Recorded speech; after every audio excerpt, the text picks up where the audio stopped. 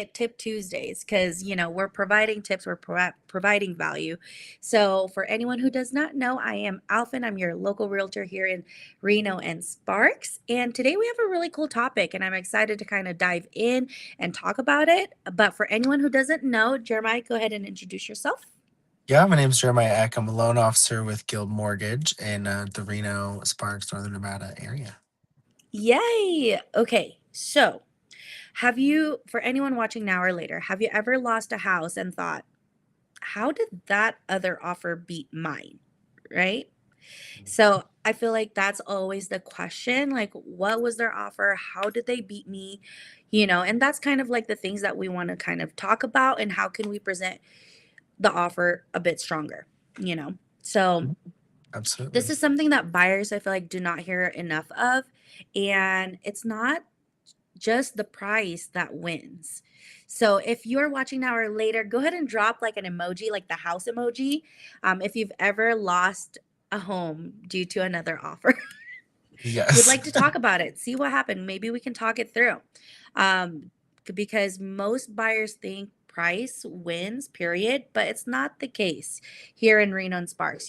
Jeremiah, tell us a little bit about your take on that. Yeah, I mean, like you make a really valid point. Like, price is not the only factor that goes into your offer that the seller is looking at. There's multiple pieces of your offer that you have to agree upon with the seller to make it like a winning situation as much as possible for both sides. And that includes things like, there's the appraisal contingency, how long you have until your appraisal has to be completed. You have your inspection contingency and also your loan contingency, because if you're not paying cash, right, then you're most likely taking a loan. And there's a period of all those things, that we want to meet to make sure that all of those pieces are fully satisfied. And so if you offer, I'm going to make like a 60-day offer and I need 45 days to get my appraisal done and 30 days for loan approval and all this stuff, it's like, why is this taking so long? There's other pieces that the seller's looking at. And in addition to 2026, you now have the insurance contingency in the offer and Yeah. acceptance, which is pretty crazy. So now you also have like a certain period of days to get your insurance fully binded. And so there's a lot of pieces, if you're asking for like a seller credit, right? The seller needs to pay for part of your closing costs if that's what you want. There might be other offers that don't want that or don't need that per se, and they might take those offers because the seller's going to make more money on those.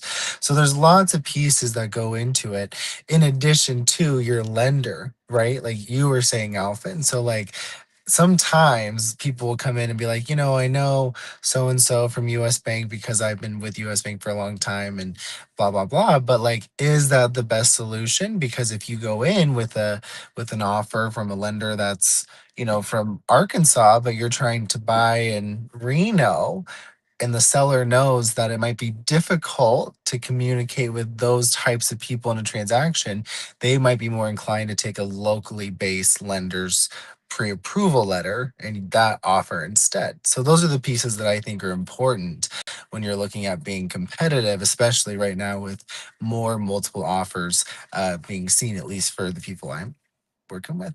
Oh, definitely. And you talked about out of state lenders. I had a situation too with a buyer where, that out of state lender did not know what's happening as far as like what is in northern Nevada, like what kind of grants, what kind of stuff, like programs that we have here. It's different from other states. So it's really good to have a lender that's local, because they're more knowledgeable, they know more about the area, and they know they're up to date to what's happening compared to an out of state lender. So I wanted Yes. to ask Jeremiah, have you been, because this is huge, some people may not know that listing agents sometimes call the lenders, right? Because sometimes they'll see if you're solid, Yeah. if you as a buyer is solid. So tell us, like, have you gotten calls from listing agents? Well, yeah, I'll answer that in like two different ways. So, Okay. as a real estate agent, like if I was a real estate agent, I would definitely be calling that buyer's lender's pre-approval because I want to know, like, have you run all the information as a lender. And if I then was then a real estate agent, I would know what we're looking for. So I'd be like, did you run credit? Did you gather all their documents? Have you sent their loan into initial underwriting beyond the pre-approval?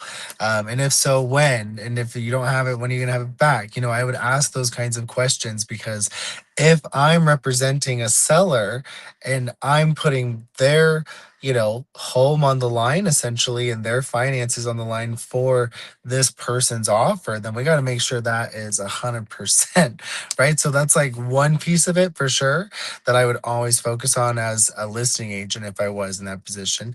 But then as a lender, I reach out to the listing agents when we make an offer. So if we make an offer, I I'm love like, that.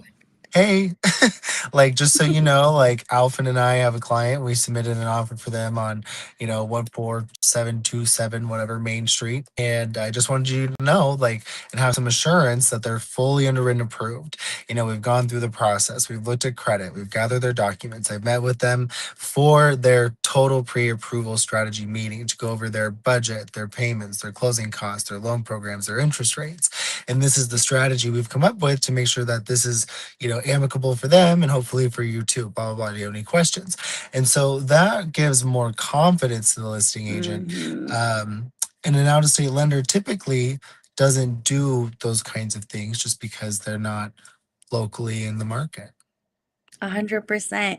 And you touched on it, earlier. You said the few things that sellers actually look at beyond the dollar price, right? Like the contingency timelines, the appraisal strategy, closing timeline, rent back, flexibility. Like those are things outside for the price, because you can offer, let's say, $10,000 more, but if the terms are messy, then I might lose, over like a cleaner offer. So, Yeah. a lot of buyers, I feel like, don't think about that. They're like, okay, we want to win, let's give a little bit of money, but then the timelines, contingencies, and stuff are kind of all over the place. Then your offer may not look as stronger than the other offer. So having a team that can really guide you and kind of tell you, okay, this is what we're seeing, this is how we can, move forward and win, that's strong. That's strong right there. Oh, we're back. We're back. Hello. Yeah, no, it's true, because I think if you have a really good real estate agent, they would be looking at those pieces of your offer and saying, like, if we're asking for a seller credit, can we close sooner if that's something that's important to them? Also, I think it's important that the agent reaches out to the listing agent and communicates in the beginning too, right? And I'm sure you would agree, like, hey, we have a client wanting to make an offer on your listing. Is there anything we should know? Like, whatever the questions you guys ask, right? And I think that helps a lot. Absolutely. So, definitely, there's been situations where offer A is higher, but then offer B wins because they had a stronger lender, flexible closing, and, cleaner timelines. People look at those timelines and it's like, okay, which one makes sense? Which one's gonna close, on time, if not sooner, because time is money. And if things fall through, that's more time in the market. More time in the market means a lot of buyers expect more of the seller credit, closing costs kind of thing. So, having to come in with a nice, strong offer that wins is very important. Yeah, and I think knowing your budget, right? Like, I just had a conversation with one of my clients this week about, okay, we've made a couple offers, we've been beat out three different times, but we're Mm, ranging, our numbers from like $0 out of pocket with an assistance program and a seller credit to like 25,000. So, like, where do we want this to be? Because this is a huge spread of total money needed, right? But also your payments too are 300-400 bucks different. So, like, where do you want this actually to be? And so once you iron those pieces out, you can then say, okay, well, I need to shop within this price point, like 450 or 550, because I want these numbers. So then if you see homes that mhm. are above those price points, then you know that they're going to exceed the numbers that you have in your mind that you're hoping to achieve. So I think that's really important for people making offers in a more competitive market. I know that in our local market, and tell me if I'm wrong, but I believe that we're not seeing a ton of new inventory at the moment, right? And Correct. so, if so, right, then it's like it's hard for people then to to have more options, because then it's like, okay, well, if there's only 10 homes, but 15 people, it's kind of like musical chairs. Yeah. I'm seeing, people I know touring the same similar homes and the price ranges. So you can tell like it's a slow increase, but not a lot. So, Right. yep. So give us a couple tips, like 2 to 3 tips of what buyers can do now so that they can win their offer.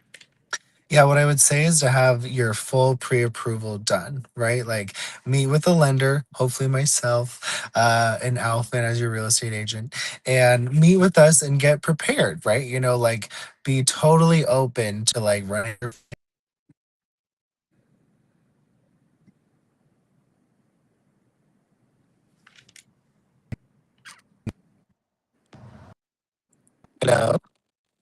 Hi. Okay, you're back. Yeah. So be open to your finances, right? Like make sure you know your credit scores are at, what programs are available to you, and where you want your final figures to be. What is a comfortable payment and what does that translate Mhm. to in a purchase price? I would say that is number one, also really important. The second is to make sure that you meet with Alfyn or your real estate agent, and go through all of the dynamics that you need to know in the local market that you're purchasing, right? Because every little market, just like Reno, just like Sparks, like Fallon, Fernley, Carson, they're all just very nuanced. A certain price point might be totally different in Reno Sparks than it will be in Dayton or Fallon, right? So like that's going to be so specific to what you want your figures to be, but also what type of property you want. And then I would say the third and also really most important thing is don't wait until the very last minute to get everything done. Like if you have a lease ending in July, like July 1st or July 31st or whatever, start your pre-approval and start the whole conversation in January, because it's going to take you like a week or two to get all your documents together unless you got it ready to go, right? And then it's going to take some time to, figure out what do you want in your home and where do you want to be and what are you willing to compromise on and what are your non-negotiables and what things are okay to not have. And then Mhm. it's going to take time to find that in the market and then close it. So if you wait until June and you have to move out in 35 days, you're going to be super stressed out. So I think it's really important to Mhm. just be prepared ahead of time. Absolutely. And winning is definitely not about just throwing money, it's about being strategic. So I love that. Yeah. And then, Jeremiah, I wanted to also touch base. We have an upcoming webinar. It is rent versus buy. So if you or anybody is renting now and you'd like to know the difference and how we can be strategic and plan, just like what Jeremiah say, then this webinar is for you. So if you'd like to know more information, it's absolutely for free. You get knowledge within 1 hour. And if you have any questions, you get us for 1 hour and you can ask away. Right, Jeremiah? Yeah, exactly. So join us on the 20th of February, which is, yeah, next Friday, from 11 to 12. And as you said, we're going to go through all the different pieces that are important to know about why homeownership is a better move, if it makes sense for your numbers for sure. Absolutely. If you're comfortable with that number that you're willing to spend monthly, and if you're already paying that on rent, why not look into how you can invest in yourself, and for your family by just go ahead and buying? And typically, within a couple years, you get that equity because your first home, it's typically not your dream home.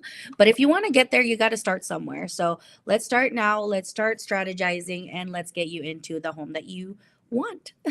Yeah, we will see you guys then. All right. Well, bye. Bye.